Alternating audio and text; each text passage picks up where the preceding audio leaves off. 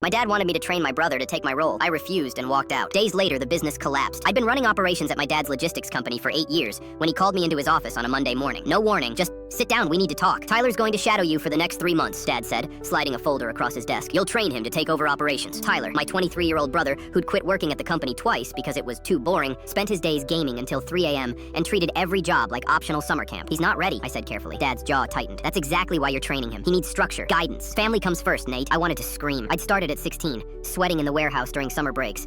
I worked my way through college, learned every system, fixed every crisis. By the time I graduated, I was the one people came to when something needed saving. Tyler had never stayed anywhere longer than a month, but I didn't argue, not yet. The first day, Tyler showed up wearing designer sneakers and no idea what we actually did. I gave him simple tasks. He lasted 2 hours before disappearing to scroll his phone in the break room, just getting the vibes down. He said when I found him, it got worse. A week later, Dad sent a company-wide email introducing Tyler as Junior Operations Lead. The title I'd earned over a decade was just handed to him like a participation trophy. Employees started asking me quietly, is he really in charge now? I told them no, but I didn't believe it myself anymore. Then came the client call. One of our oldest partners, a shipping company we'd worked with for 7 years. I'd prepped the entire presentation. Metrics, reports, projections. Halfway through, Tyler interrupted me to pitch some gamified inventory idea he'd thought up that morning. The client went silent. I tried to recover, but the damage was done. After the call, I pulled him aside. You don't pitch random ideas during a performance review with our longest client. He grinned. Relax. That's how innovation happens. I felt something crack inside me. The breaking point came during a staff meeting. I was presenting a software upgrade we'd been evaluating for months.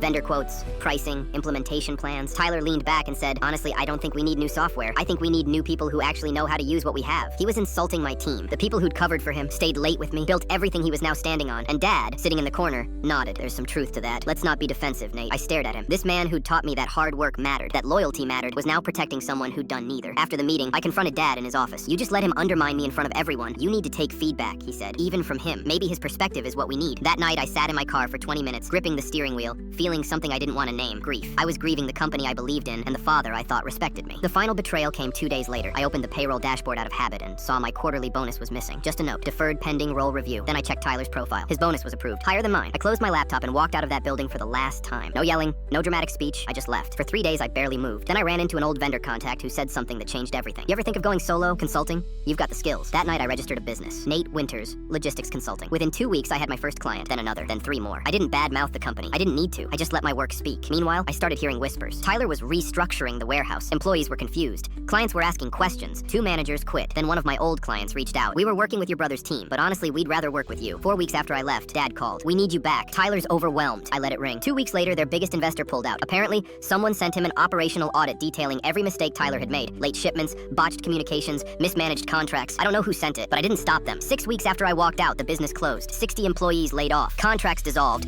The warehouse I'd built from chaos into efficiency sat empty.